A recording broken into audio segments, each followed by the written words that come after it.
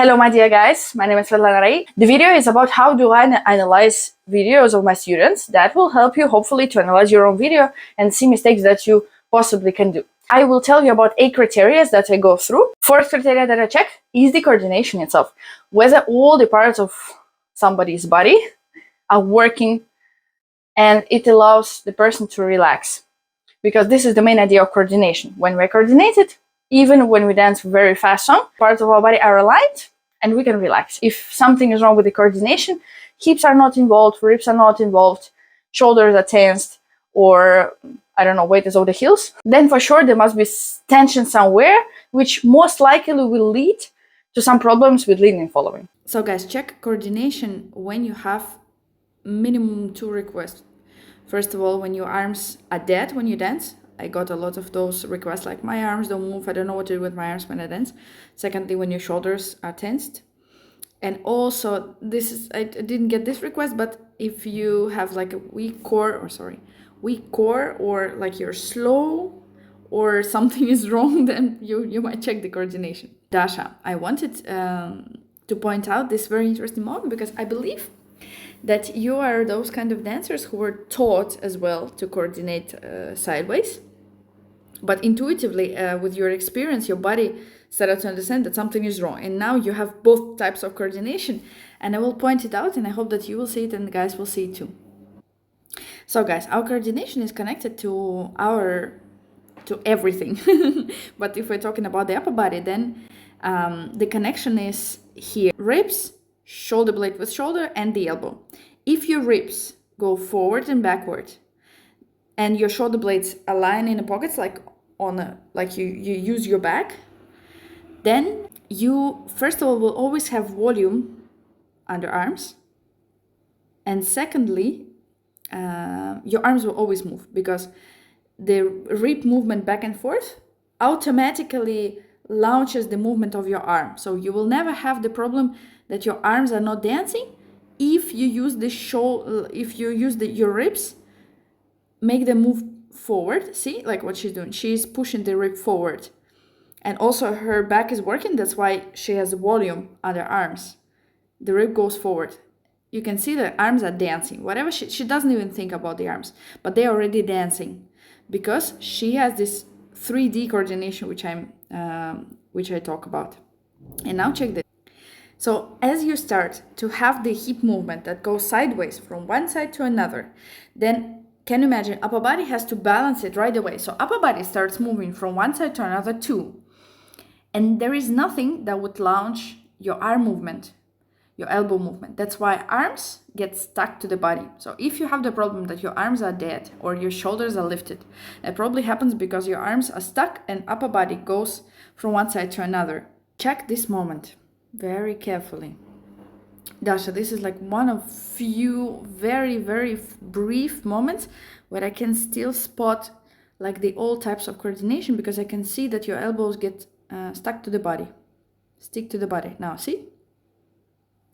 So this kind of T-Rex kind of movement is very, very small, like you barely can see it, but you can see, right, that like there is a big difference with the movement that I showed in the beginning. So if your only 4 arms start moving, probably the ribs are not activated. Also a small moment here. Now, see? Even the position changes like quickly. It feels like there is like different movement pattern that activates. So I bet that you were taught like with the sideways coordination, but as you started to dance more and more and intuitively started to feel that something is not right with this. I would recommend just to consciously engage, like move the hips, try to make sure that the ribs are connected with the hips and push the ribs always back and forth so that you never have this upper arms sticking to your upper body. Raquel, here you also can see that your arm is not moving when you step. It happens because of 2 reasons. First of all, like hips are not connecting with the ribs are not connected with the shoulder blades, and they don't work together. That's why the arm has no reason to move, right? Nothing drives it. Another thing that I want you to see is the position of the upper body that like kind of falls back a little. So core is weakened. You can see that the abs muscles are not contracted well enough. So good contraction for the abs is pretty much the state when you were walking and then you start running. So in this transition moment, when you start running, the contraction activates, and this is the tonus which your abs muscles have to have when you dance to maintain the proper coordination. If you see your spine goes even a little backward, that means that your abs muscles are not involved. That means that they cannot connect upper body with the hips. And that might lead to the reason why your arms are either not working, they're stuck to the body, or your shoulders are lifted or tensed. And here you can see as well that when you start moving the upper body, twisting it, see, the arm goes right away because it balances the movement. See, now the shoulder blade went out of the pocket, that's why the shoulder got a little stuck. But now the ribs went forward and the arm started to balance. So this movement, you have it in your body, you just need to realize it a little bit more. What I would recommend doing the shelf, so when you make sure that your shoulder blades are always in a pocket, so back is straight and you never let them forward. And also to train this looping back and forth coordination to activate your core, because when your core get activated, you will instantly feel that the movement from your hips will be transmitted to the ribs, and ribs will launch the shoulder blades and the elbows. So guys, when you check the coordination, it's super important to, of course, it's all connected. When your weight is over the heel, you probably will have back sideways coordination and whatever. There are many ways to make a mistake. But what I check basically is this connection between upper body and lower body and the position of the spine. So you can see that Hauda also has this break. So the booty here is tense. It's good if you want to have the tail. But then you can see that the spine line goes backward. This is not very good because it distorts the coordination, even though if the alliance is there, if the hip movement connects with the ribs somehow because muscles are working, it will not look like traditionally accepted. Like if you see the best of the best, like the stars, the way how they move, it's pretty similar.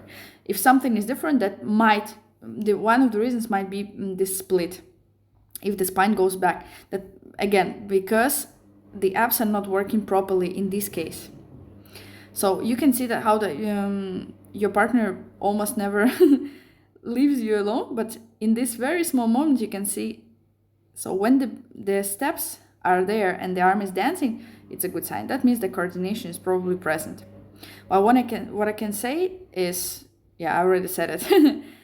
If there is a break and the upper body goes back, it might distort the coordination. Also, it's not good for your lower back. So if you try to move entire upper body a little bit forward, it will activate your core and it will diminish the load on your lower back. And also it might help you to gain more balance in your spins, because when you spin in this position, you inevitably fall over the heel. If your spine is straight when you spin, it will help you more to keep the balance.